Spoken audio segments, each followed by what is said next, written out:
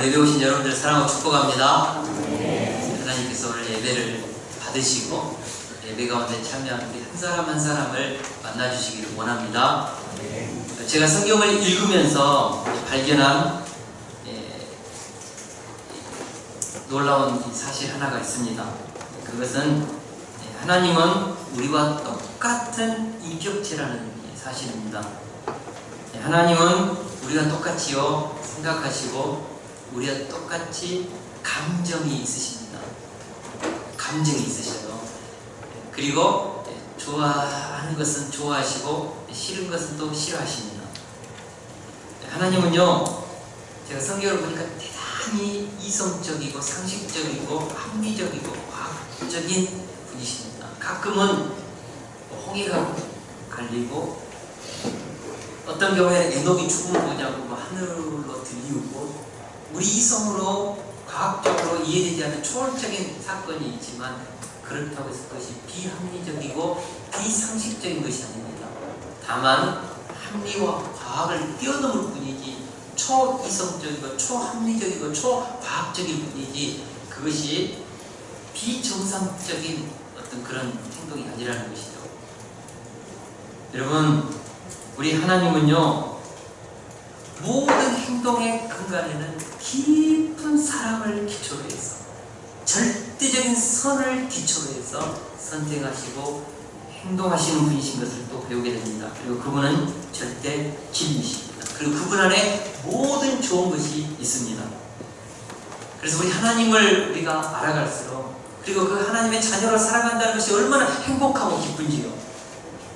그러한 분이시기 때문에 그분이 창조하신 세계는 아름답고 좋았습니다. 심히 선했습니다. 하나님이 자신이 뜻대로 창조하신 이 세상을 보시면서 좋았더라 말씀하셨습니다.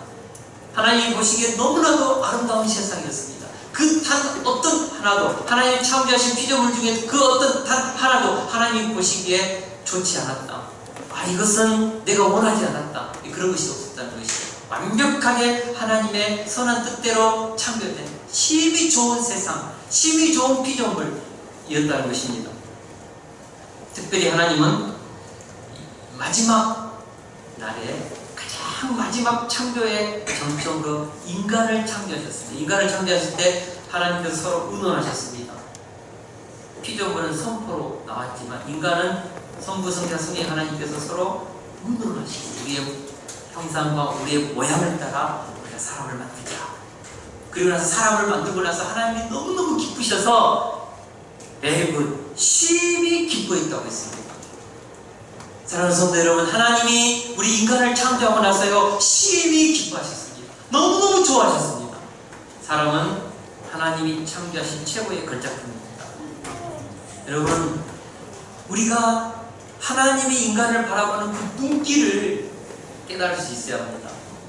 그래서 우리는 하나님의 형상으로 창조된 내 자신에 대해서 우리 이렇게 늘 외쳐야 합니다. 나는 보배롭고 존귀하고 가치 있고 사랑받을 만한 하나님의 걸작품이다. 내가 얼마나 심히 아름다운 존재입니다. 그리고 다른 사람에 대해서도 당신은 보배롭고 존귀하고 가치 있고 사랑받을 만한 하나님의 걸작품입니다 라고 소중하게 다른 사람의 존재도 우리는 대하고 존귀하게 여겨야 합니다. 자신뿐만 아니라 남도 그렇게 해야 한다는 것이죠. 이것이 성경에서 깨닫는 인간론입니다. 하나님은 이렇게 멋지게 아름답게 우리 인간을 창조하셨고 심히 좋게 세상을 창조했습니다. 그런데요, 그렇게 멋지고 아름답게 창조된 하나님의 형상인 인간이 일그러지고 망가지기 시작했다는 것입니다. 바로 첫사람 아담과 하와가 하나님께서 정하신 그 경계를 넘어선 것이죠. 인간은 피조물입니다. 피조물은 절대로 악을 알아서는 안 되는 것이죠. 하나님이 정하시는 경계 그 밖으로 나가면 안 됩니다. 하나님을 말씀에 불순종해서 하나님을 떠나는 삶의 어떤 영역으로 들어가면 안 되는 것이죠. 처음 하나님이 세상을 창조했을 때 선했다. 이것은 하나님의 경계 안에서 이 세상은 아름다웠다는 의미입니다. 그런데 아담과 하와가 이렇게 멋지게 창조된 이 세상에서 하나님이 정하신 경계를 넘어서 악을 알아버렸고, 그리고 그 악을 경험하면서 그들의 감정 가운데 두려움과 수치심과 우울함과 외로움과 이것을 느껴버렸다는 것이죠. 이렇게 해서 인간은 망가지기 시작했습니다. 그리고 그 죄의 종로를 하는 것에서 이제는 벗어날 수 없는 완벽한 그런 죄에 물들여버린 것이죠. 이 결과가 바로 창세기 6장 5절에서 6절 말씀입니다. 다같이 창세기 6장 5절 6절 말씀을 같이 한번 읽어보겠습니다. 성경책을 펴시고요. 시작. 여호와께서 사람의 죄악이 세상에 가득함과 그의 마음으로 생각하는 모든 계획이 항상 악할 뿐임을 보시고 땅 위에 사람 지으셨음을 한탄하사 마음에 근심하시고, 하나님께서 사람을 창조했음을 후회하셨습니다. 왜냐하면 사람이 생각하는 것이 항상 악했기 때문입니다. 이것이 무엇을 의미합니까? 하나님이 정하신 그 경계선을 넘어서서 사람이 생각하기 시작했다는 것이죠. 사람의 마음이 하나님이 정하신 그 경계를 넘어서서 마음의 씀씀이가 생겼다는 것입니다. 이렇게 해서 사람의 마음속에, 생각 속에 악의 세계를 경험하자 하나님이 처음 창조했던 좋은 것들이 떠나가고 마침내 사람의 마음으로 생각하는 모든 계획이 항상 악할 정도로 완전히 죄에 물들여 버렸습니다. 마침내 하나님은 땅에 사람 지으셨음을 한탄하시고 마음에 근심했다고 했습니다. 결국 하나님은 세상을 쓸어버릴 계획을 하신 것이죠. 청소할 계획을 한 것이죠. 킹 제임스 버전에 보니까요, 사람이 육체가 되었다, 플래시라고 했거든요. 고깃덩어리가 되었다는 뜻입니다. 사람이 고깃덩어리가 되었어요. 영혼을 가진 사람이 동물의 본성과 감각과 그 본능으로 살아가기 시작했다는 것이죠. 이성이 아니라, 양심이 아니라, 하나님이 정한 기준이 아니라 동물적인 본성으로 사람이 움직였다. 그것을 사람이 육체가 되었다, 고깃덩어리가 되었다, 인간으로서의 가치, 하나님의 형상과 모양이 사라진 것이죠. 결국 하나님은 하나님이 창조했던 이 아름다운 인간을 심판하시고 새로운 세상을 시작하고자 대홍수 심판을 준비하셨습니다. 이것은 굉장히 가슴 아프게 하나님께서 결정하신 것입니다. 신학자들은 하늘에서 쏟아진, 창이 열려서 하늘에서 쏟아진 그 40주야의 빗물이 하나님의 눈물이었다고 해석했습니다. 기쁨의 샘물이 터졌을 때 하나님의 그 미어 터질 듯한 마음의 외침의 소리가 기쁨의 샘물로 땅이 갈라져서 터져나온 것이죠. 하나님은 새로운 시작을 위해서 과감한 수술을 하셨습니다. 이렇게 해서 우리가 앞전 시간에 40주야가 하늘에서 비가 내리고 땅에서는 샘물이 터져서 물이 솟구쳐 오르고, 이렇게 해서 150일 동안 물이 불어나서 가장 높은 산까지 7m까지 지구 전체가 잠겼다고, 물에 잠겼다고 했습니다. 그리고 150일 지난 때에 마침내 노아가 가족이 탔던 그 방주가 아라랏산에 걸쳐서 머물렀다고 했습니다. 그리고 10월 1일에 산봉우리가 보이기 시작했고요. 그 계속해서 물이 줄어들고 하다가 그 다음에 노아가 601세 되는 1월 1일에 마치 땅이 말랐다고 했습니다. 그리고 다시 56일이 지난 후에 하나님께서 방주에 문을 여시고 노아와 모든 생물이 땅에 나오도록 하셨습니다. 그러면 대홍수 심판이 끝나고 방주에 나와 지상생활을 다시 시작한 노아와 그의 가족이 가장 먼저 한 일이 무엇입니까? 우리 20절 같이 한번 읽어보겠습니다. 오늘 본문 20절 시작. 노아가 여호와께 제단을 쌓고 모든 정결한 짐승과 모든 정결한 새 중에서 제물을 취하여 번제로 제단에 드렸더니, 노아가 방주에서 나와서 가장 먼저 한 일은 무엇입니까? 제단을 쌓았습니다. 얼터, 제단을 쌓고, 그리고 무엇을 했습니까? 하나님께 번제를 드렸습니다. 그래서 하나님께서 그 번제를 드리는 그 향을 흠명하시고, 그리고 나서 하나님께서 심판을 하지 않겠다고 결정했습니다. 여러분, 우리 여기서요, 왜 노아가 그 방주의 문이 열리고 나서 가장 먼저 지상에 나가서 제단을 쌓고 그리고 하나님께 번제를 드렸을까요? 한번 생각해 보십시오. 저는요, 만약에 방주의 문이 열리면요, 지상에 나가면 좀 띵띵부터 할 것 같아요. 1년 10일 동안 방주 속에 있었습니다. 얼마나 답답합니까? 좀 공기도 마시고 국민체조도 하고, 그죠? 좀 뛰고 몸 좀 이렇게 막 찌끈하니까 좀 풀고, 그죠? 그랬을 것 같아요. 아니면은 도대체 심판 후에 이 세상이 어떻게 되었는지 좀 이것저것 구경도 하고 좀 정신 좀 차리고 성경도 읽고 좀 기도도 하지요. 근데 노아는 방주가 문이 탁 열리고 나서 새 땅에 들어가는 그 첫날, 첫 시작을 어떻게 했습니까? 먼저 정결한 짐승 중에 하나와 정결한 새 중에 하나를 잡아서 먼저 제단을 쌓고 그것을 피를 쏟아서 하나님 앞에 번제의 제사, 다시 말하면 예배를 하나님께 드렸다는 것입니다. 찬양을 드리고 기도를 드렸다는 것입니다. 왜 그렇게 했을까요? 왜 그렇게 했을까요? 이 세상에서 가장 중요한 것은 하나님과 관계를 바르게 설정한 것이었음을 알았기 때문입니다. 왜 창조된 세상에 있도록 무서운 대홍수 심판을 받아 멸망했을까요? 하나님과의 관계가 깨졌기 때문입니다.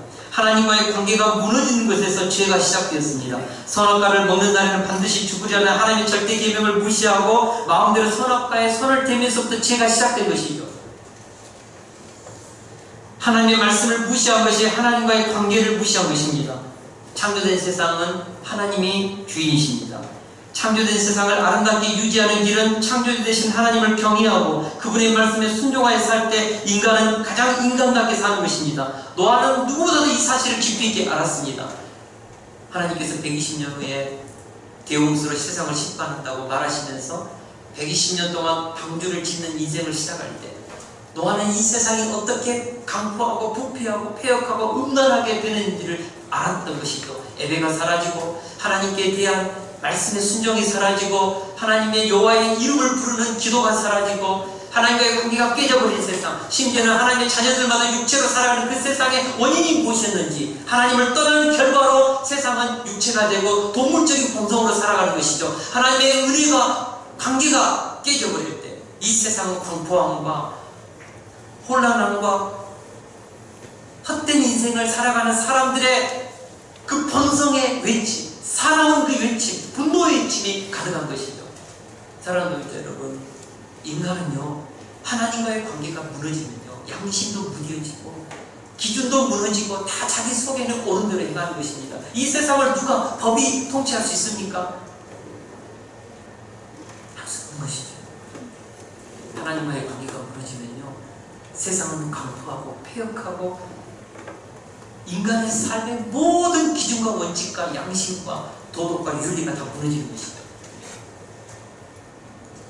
노아는 그것을 알았습니다. 예배가 무너졌기 때문에, 관계가 깨졌기 때문에, 순종이 사라졌기 때문에 결국 세상은 대홍수로 멸망할 수밖에 없다는 것을 깨달은 것이죠. 노아는 대홍수 심판으로 온 세상이 멸망해 가는 모습을 두렵게 보았습니다. 노아가 1년 10개월 동안, 1년 10일 동안 구원의 방주에 있으면서 무슨 생각을 했을까?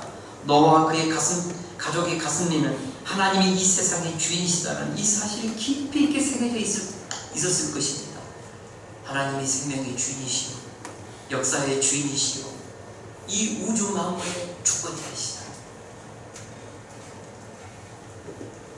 노아의 가족은요, 방주에서 그들은 살아가면서 하나님을 경외하고 그분께 예배하고 찬양하며 기도하면서 보냈던 것입니다.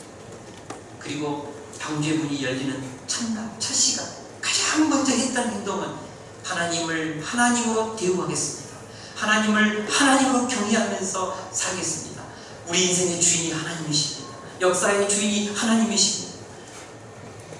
그것을 고백하는 첫 제사를 하나님께 드린 것입니다. 하나님과의 관계, 그것이 노아의 인생에 있어서 노아와 그의 가족의 삶의 시작에 있어서 가장 중요했다는 것입니다.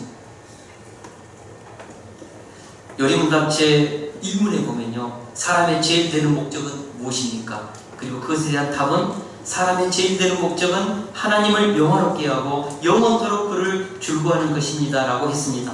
우리가 인생을 살아가면서 제일 되는 목적은 하나님을 영화롭게 하고 그분을 영원토록 즐거워하면서 사는 것입니다.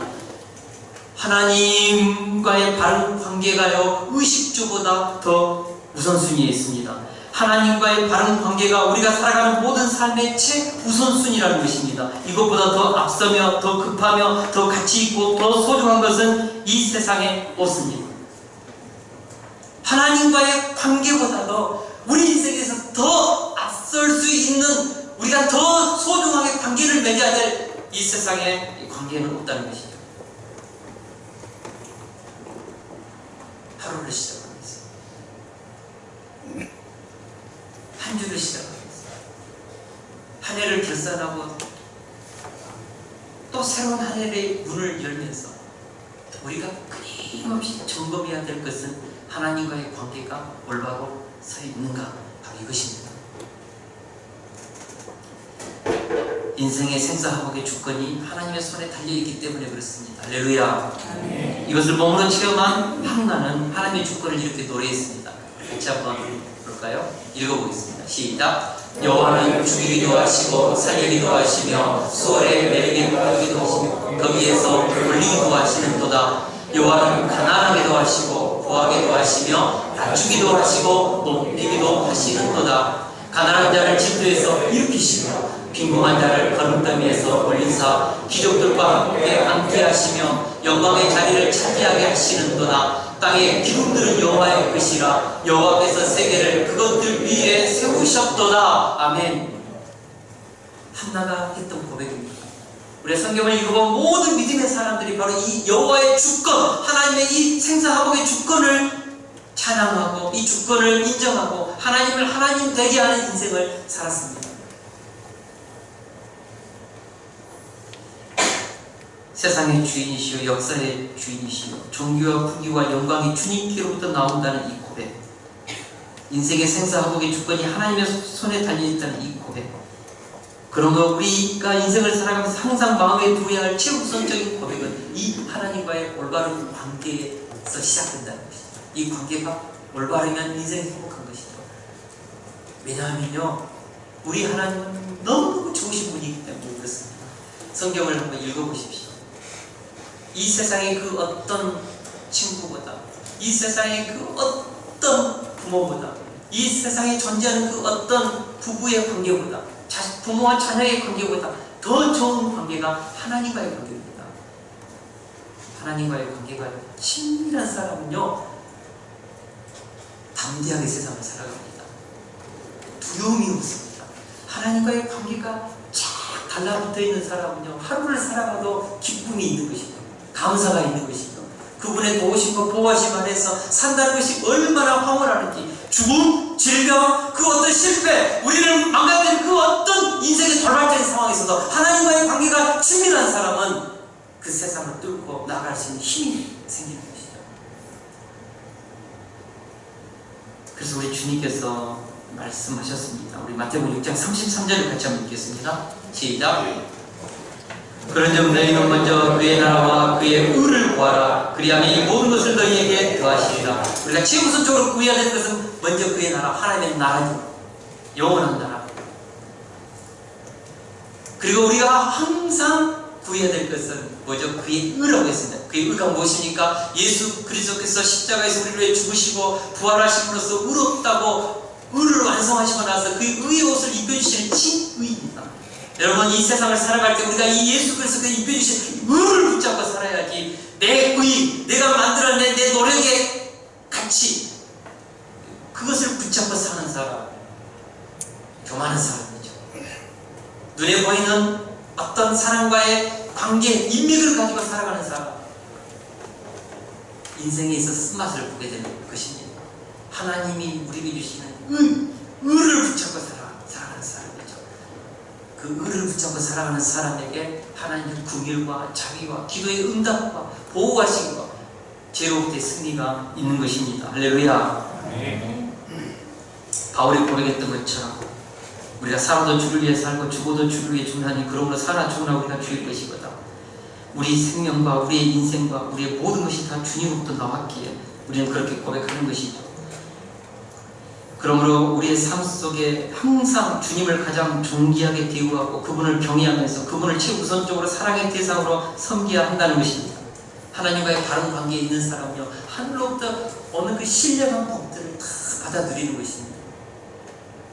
어거스틴의 고백록에 보면요, 이런 하나님께 올려드리는 어거스틴의 고백이 있습니다. 우리가 보겠습니다. 오 하나님, 주님을 불러 기도하오니 나는 주님에게서 돌아설 때 넘어지게 되고 주님을 향해 되돌아설 때 일어나게 되며 주님 안에 머물 때 든든히 서게 됩니다.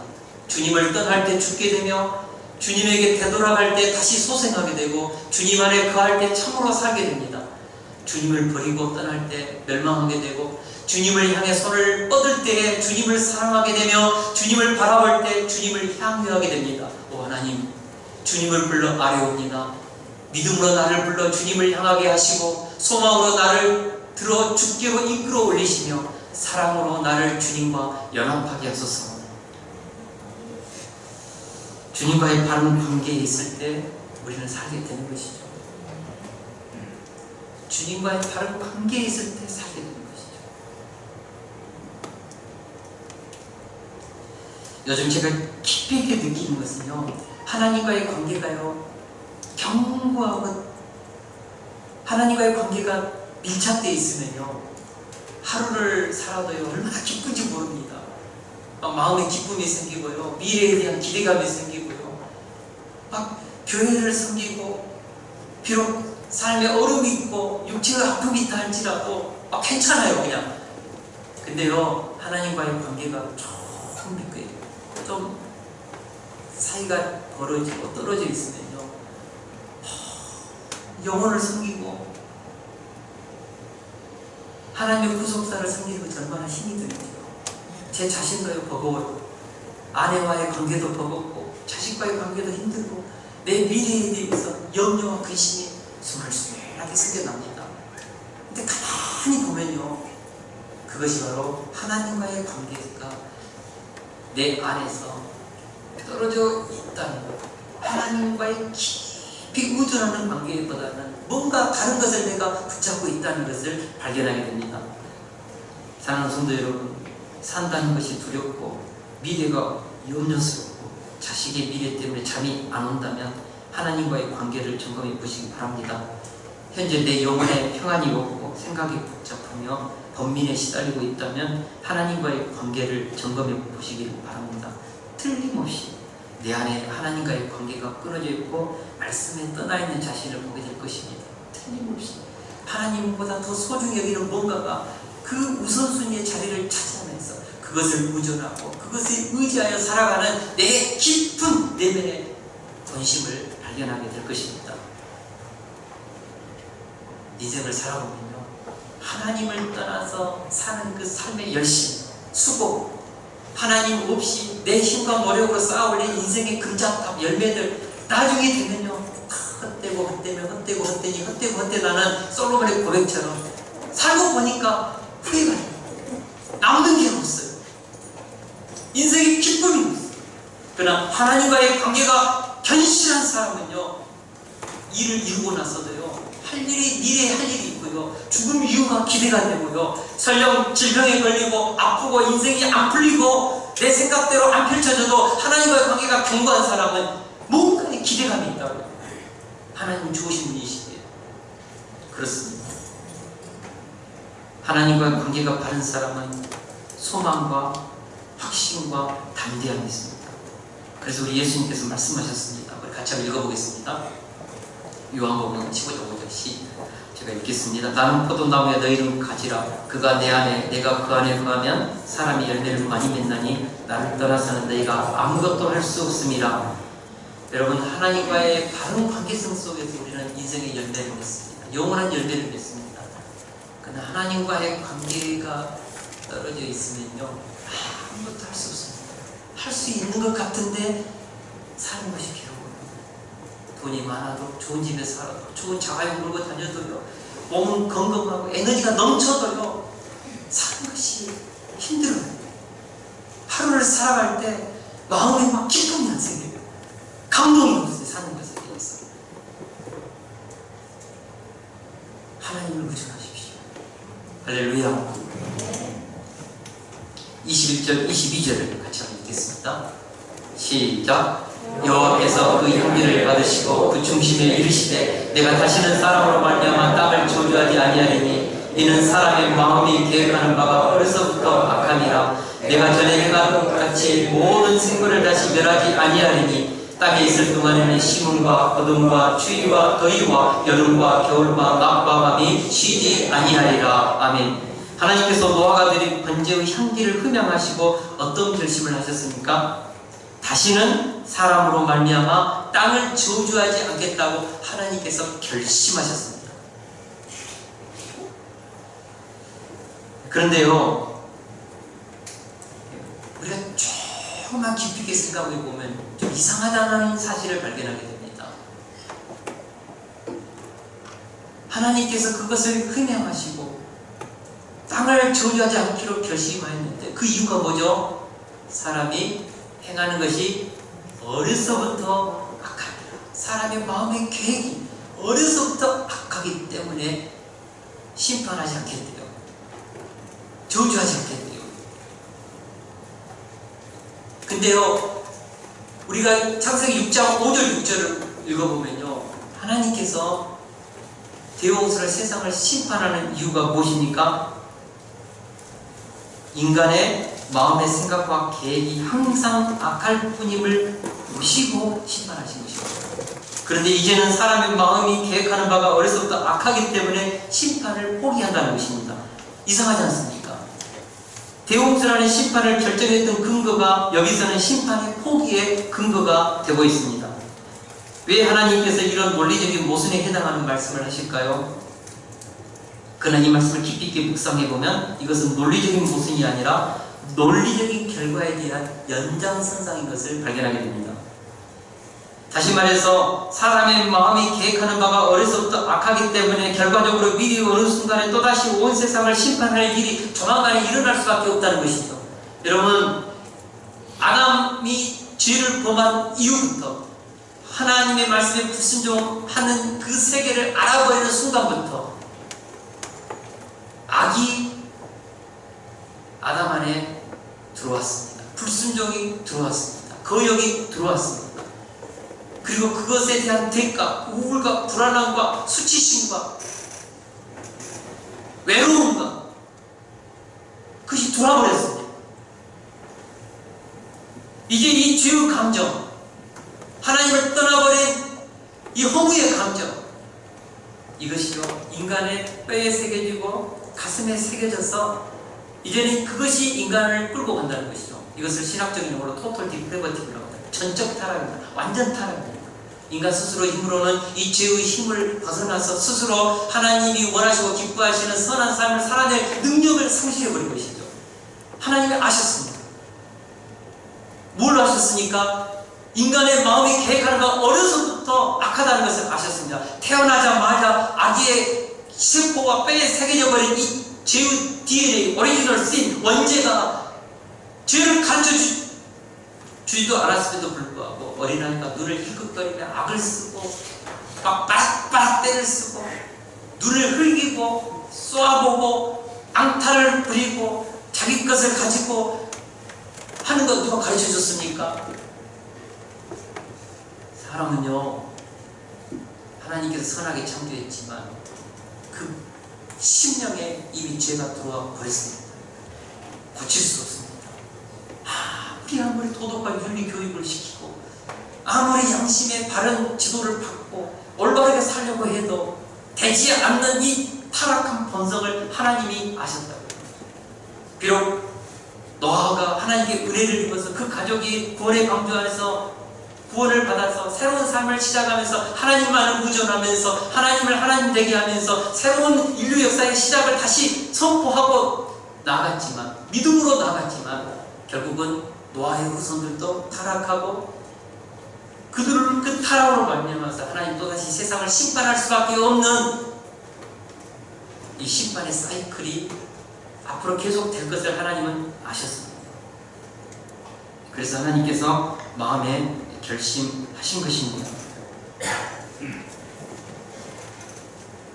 하나님은 타락한 인간의 죄의 열매가 반드시 초래할 수밖에 없는 전 인류적 심판을 마지막 종말 때까지 하지 않겠다고 결심을 밝히신 것입니다. 이것은 하나님의 공의가 세상을 이처럼 사랑하시는 하나님의 자비와 사랑 때문에 종말 때까지 연기된 획기적인 사건입니다. 이 말씀은 이후로는 심판을 안 한다는 말씀이 아니라 연기시켰다는 뜻입니다. 언제까지요? 22절을 보겠습니다. 22절 시작. 땅에 있을 동안에는 심음과 거둠과 추위와 더위와 여름과 겨울과 낮과 밤이 쉬지 아니하리라. 언제까지요? 땅이 있을 동안입니다. 땅에 있을 동안에는 심고 거두는 일을 허락해 주겠다는 것이죠. 땅에 있을 동안에는 사계절이 계속 존재할 것이며 밤과 낮이 쉬지 않겠다고 말씀하셨습니다. 다시 말하면 마지막 종말을 하기 전까지는 자연의 규칙적인 운행을 하나님이 보존해 주시겠다는 뜻입니다. 이는 대홍수 이후 심각한 위기의식을 느끼는 인간들에게 위로의 말씀입니다. 만약 이 하나님의 결심을 밝혀주지 않았더라면 우리는 조그만한 대홍수의 징조가 있어도 또다시 우리의 죄를 심판하는 하나님의 손길을 느끼면서 떨어야 할 것입니다. 그런데 하나님께서 이것을 미리서 말씀하셨습니다. 두 번 다시는 창세기 6장에 나오는 그런 인간의 사회에서 노아시대와 같은 간포함과 음란함과 하나님을 대적하는 포악함과 하나님을 대적하는 그들의 숱한 죄의 배신에도 죄의 행위에도 불구하고 하나님은 인간을 전 우주적으로 심판하지 않겠다고 하셨습니다. 우리가 예전에 빌리엄 목사님이 그런 말을 했음을 우리가 들었습니다. 만약 하나님께서 미국을 심판하지 않으신다면 소돔과 고모라 사람들에게 사과해야 할 것입니다. 물론 소돔과 고모라 같은 국지적인 심판을 하나님 하셨습니다.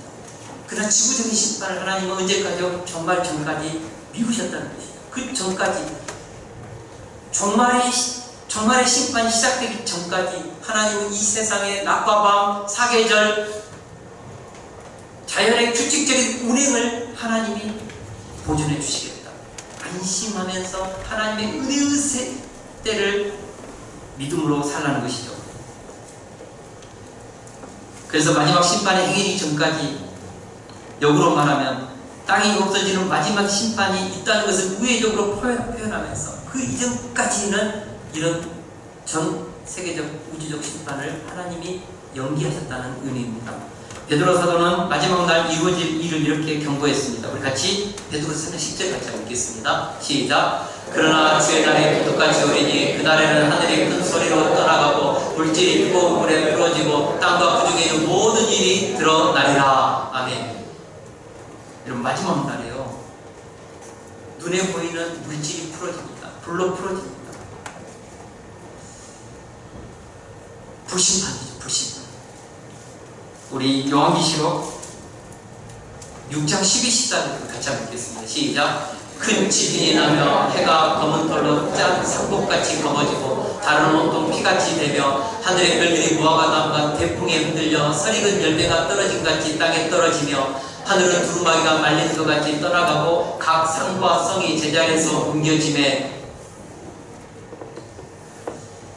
그런 일이 일어납니다. 최후의 심판은 전 지구적인 심판입니다. 마지막 심판은 불로 이루어지며 그때는 삶의 기반이 되는 땅 자체가 해체되고 대기권도 사라진다고 했습니다. 노아의 대홍수 심판과는 비교할 수 없는 완전한 심판입니다. 마지막 심판은요, 노아의 대홍수처럼 또 다른 새로운 삶이 시작되는 것이 아니라 거기로부터 끝입니다. 종말입니다. 그리고 새하늘 새 땅이 오는 것이죠. 그리고 완전한 회복 속으로 들어가는 것이죠. 두 번 다시는 노아 시대와 같은 새로운 시작은 없는 것입니다. 새로운 그 지구적인 시간의 시작은 없는 것이죠. 시간의 종말, 공간의 종말, 역사의 종말, 그리고 새하늘 새 땅에 영원한 생명의 문이 열리고 영원한 멸망이 갈리는 것이죠. 바로 그 마지막 심판 때까지는 대홍수와 같은 지구적 심판을 내가 하지 않겠다. 하나님은 그때까지 본질적으로 타락해버린 세상을 향해 하나님의 사랑과 공유와 자비를 베푸시겠다고 했습니다. 어떤 신학자가 이것을 하나님의 유턴이라고 했습니다. 하나님께서 노아의 심판에 대해 적용했던 기준을 바꾸신 것입니다. 다시 말해서 사람을 향한 기준을 낮추신 것입니다. 즉 하나님께서 마음을 바꾸신 것입니다. 엄청난 은혜입니다. 그래서 성경 전체를 창세기 8장 21절에서 22절을 기준으로 해서 이전은 은혜의 이전의 시, 그리고 그 이유는 은혜의 시기라는 것입니다. 하나님께서 심판을 마지막 때까지 유보하셨기 때문에 지금 우리가 살고 있는 것이죠. 그런 의미에서 현재 우리가 살고 있는 시대는 인내의 시기요 은혜의 시기입니다. 다시 말하면 하나님께서 사랑으로 긍휼을 베풀어주는 시대 속에 살고 있습니다. 하나님의 은혜가 일반 은총이 악인에게도 선인에게도 동일하게 하나님의 붙드심의 긍휼의 은혜가 있다는 것입니다.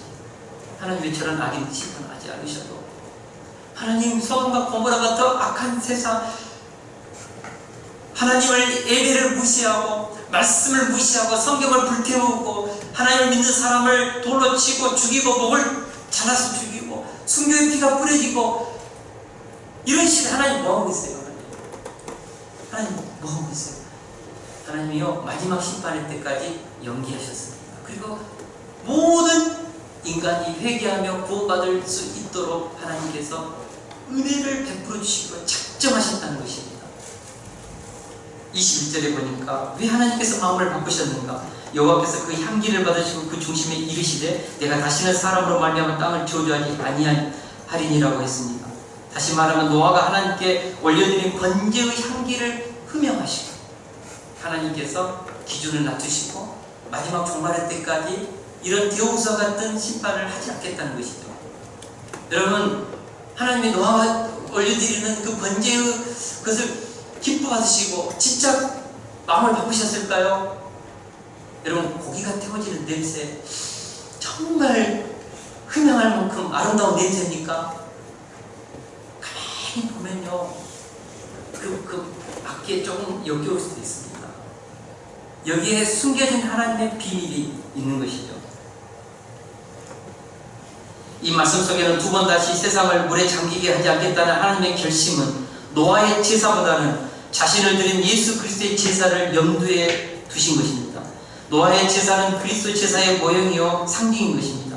다시 말해서 앞으로 인류의 죄를 깨끗하게 씻겨내실 하나님의 아들 독생자 예수 그리스도를 이 땅에 보내셔서 번제로 지금 하나님 앞에 희생 제물로 흠양된 그 제물을 앞으로 하나님께서 어린 양 대신 예수 그리스도를 성육신하여 십자가에 못 박으시고 그것을 희생의 흠양으로 받으시면서 인류의 모든 죄를 뒤집어 씌우시고 무릎 다 칭하시고 스스로의 힘으로는 구원할 수 없는 그들을 건져내겠다는 하나님의 결심을 노아의 희생 제물의 흠양으로 표현한 것이죠. 다시 말해서 예수 그리스도 안에서 인류를 구원해내겠다는 하나님의 결심입니다. 에베소 5장 2절에 보니까 그는 우리를 위하여 자신을 버리사 향기로운 제물과 희생 제물로 하나님께 드리셨느니라고 하셨습니다. 앞으로 인류 역사 속에 자신을 속죄의 제물로 직접 십자가에서 드려질 예수 그리스도, 그것이 향기로운 희생 제물이라고 했습니다. 바로 하나님께서 그 향기로운 예수 그리스도께서 드릴 제물의 향을 미리서 흠명하신 것이죠. 그리고 나서 인류를 구원하고자 작정하시고 마지막 심판의 때까지는 기회를 주시겠다는 것이죠. 할 수만 있으면 모든 사람을 다 건져내서 구원해내시겠다는 하나님의 결심입니다. 여러분 심판으로 사람 바뀌지 않습니다. 사람이 마음으로 계획하는 바가 어려서부터 악하다는 것은 이미 죄로 물들여 버렸기 때문입니다. 그래서 어떤 것으로도 인간은 변화되지 않습니다. 징계, 채찍으로도, 교육으로도 감옥을 세우고 삼천 교육대를 만들고 소년원을 만들고 각 각종 편의시설, 각종 의료 혜택을 주어도 사람 바뀌지 않습니다. 어떤 심리학적 상담으로도 인간 변화되지 않습니다. 하나님은 사람이 결코 의지나 결단이나 환경이나 조건에 의해서 새롭게 탄생된다는 것을 인정하지 않으셨습니다. 인간의 부패는 너무나 철저히 타락했기에 인간 스스로의 자력적 결단과 노력과 의지로는 자신의 힘에서 벗어날 수 없다는 것을 아신 것이죠. 뼛속 깊은 곳에 세포 하나하나에 새겨져 버린 이 지우 힘, 이것이 인간을 변화시키지 못한다는 것이죠. 결국 희생 제물 대신 예수 그리스도께서 이 땅에 오셔서 우리를 위해서 십자가에 죽으시고 부활하셔서 그 예수 그리스도의 의의 옷을 입혀줄 때 이것이 하나님의 향기로운 흠양이 되어서 인간은 하나님의 자녀가 되고 관계가 회복되고 하나님께서 주변에 새하늘 새 땅을 유업을 받는 것이죠. 하나님은 노아가 드린 제사의 향기를 흠양하시면서 동시에 인류의 구속을 위해서 드려지는 하나님의 아들 예수 그리스도의 향기로운 희생 제물을 흠양하신 것입니다. 우리 다 같이 히브리서 9장 13, 14절을 같이 한번 읽겠습니다. 시작. 염소와 홍소의 피와 및 암송아지의 죄를 부정한 자에게 뿌려 그 육체를 정결하게 하여 거룩하게 하였거든. 하물며 영원하신 성령으로 말미암아 흠없는 자기를 하나님께 드린 그리스도의 피가 어찌 너희 양심을 죽인 행실에서 깨끗하게 하고 살아계신 하나님을 섬기게 하지 못하겠느냐. 아멘. 그렇습니다. 짐승의 속죄 제물도 짐승의 피도 죄를 용서하는데 하물며 하나님의 아들 흠없는 독생자 예수 그리스도의 이 피가 어찌 양심으로부터에서부터 죽어버린 우리를 다시 살려내고 회복시키지 못하겠느냐는 것이죠. 히브리서 10장 14절에 보니까요, 우리 예수님께서 드린 2000년 전 골고다 언덕에서 드린 이 한 번의 제사로 영원히 온전히 우리가 깨끗해졌다고 했습니다. 할렐루야. 지금 우리는 은혜의 시대 속에 살고 있습니다. 끝없이 인내하시면서 대신에 사랑과 긍휼과 자비를 베푸시는 하나님의 사랑 안에 살고 있습니다. 그러므로 우리가 이 은혜의 시대 속에서 날마다 하나님의 베푸신 은혜를 헛되이 받는 배은망덕한 인생을 살아서는 안 되는 것이죠. 우리 다 같이 고린도후서 6장 1, 2절을 큰 소리 같이 읽겠습니다. 시작. 하나님의 은혜를 헛되이 받지 말라. 이르시되 내가 은혜 베풀 때 너에게 듣고 구원의 날에 너를 도왔다 하셨으니 보라 지금은 은혜 받을 만한 때요 보라 지금은 구원의 날이로다. 아멘. 여러분, 노아의 홍수 이후부터 마지막 우리 주님께서 재림하시는 그날 불로 이 온 세상 우주적인 심판이 있기 이전까지는 은혜의 시대입니다. 하나님이 참으시고 오랫동안 인내하시고 사랑과 자비와 긍휼로 역사를 대하시고 사람을 대하신 것이죠. 노아의 홍수 때와 같은 기준으로 우리를 대하지 않으시고 기준을 낮추시고 우리 힘으로는 변화될 수 없는 인간의 처지를 아시고 예수 그리스도 안에서 우리를 구원하시고자 작정하시고 우리 스스로도 그분을 붙잡을 만한 믿음이 없기 때문에 성령님을 보내셔서 우리 마음을 변화시켜 주시고 성향을 바꾸셔서 하나님을 믿게 하시고 복음을 믿게 하시고 하나님의 자녀가 되게 하는 이 은혜의 시대를 언제까지요? 주님이 재림하시는 전까지 허락해 주겠다는 것입니다. 지금은 은혜의 시대입니다. 지금은 긍휼의 시대입니다. 지금은 하나님의 사랑과 자비가 한량없이 베풀어지는 시대입니다. 하나님을 우리가 때로는 놓아버리고 죄를 저지르고 때로는 교만하게 살아도 하나님 바로 손 안 대십니다. 그러나 우리가 분명히 알아야 합니다. 이 은혜를 헛되이 받아서는 안 되는 것이요. 은혜 베풀 때 너에게 듣고 은혜의 때에 너의 신음소리, 너의 기도소리를 내가 다 듣는다. 은혜의 때죠. 지금 구원의 날에게 내가 너를 돕고 하늘의 문을 열어서 성령님을 보내셔서 구원받은 자녀들을 지키고 보호하는 것이죠. 그러나 은혜의 문이 닫히는 날이 있습니다. 방주의 문이 닫히는 것처럼 하나님의 자비의 손길, 사랑의 손길, 긍휼의 손길, 끝까지 참고 참으셨던 그 인내가 끝이 나는 날이 있습니다. 그 인내가 닫힌 날이 있다고요. 그날에 하나님의 공의가 하늘로부터 나타날 것입니다. 그날은 자비, 긍휼, 은혜, 오래 참으신 모습, 하나님의 공의가 베풀어지는 날, 영원한 멸망과 영원한 생명으로 나뉘어지고 새하늘 새 땅으로 오게 되고 그 이후로 더 이상 하나님이 기회 놓으실 것입니다.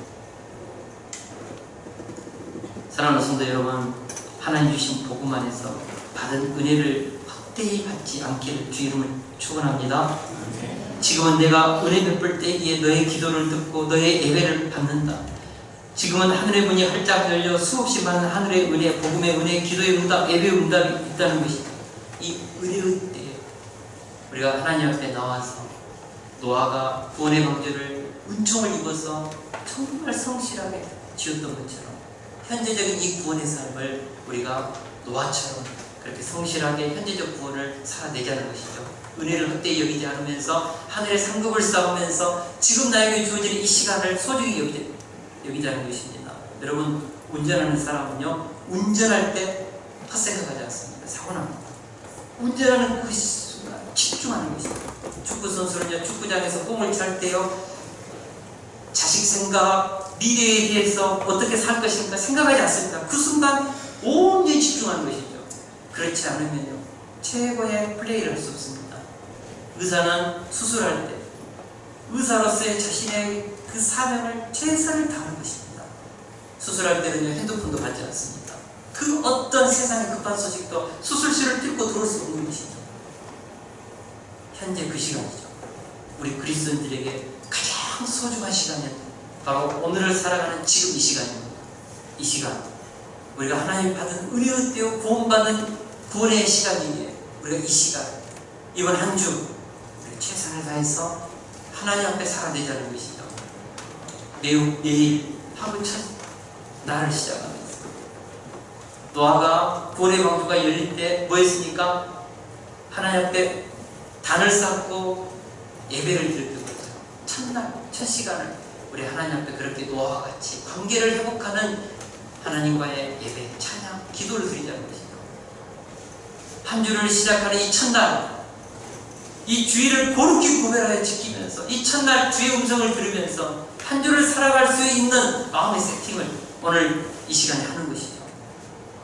예배를 드리면서 하늘로부터 오는 음성을 들으면서 한 주를 시작하는 심령 안에 하늘의 은혜와 하나님의 보호하심과 하나님의 축복하심이 있을지어다. 하나님과의 관계성 속에서 이번 한 주 동안 하나님 주신 이 승리의 음성을 들으면서 하나님께 영광을 올려드리는 저와 여러분들 주 여러분 축원합니다.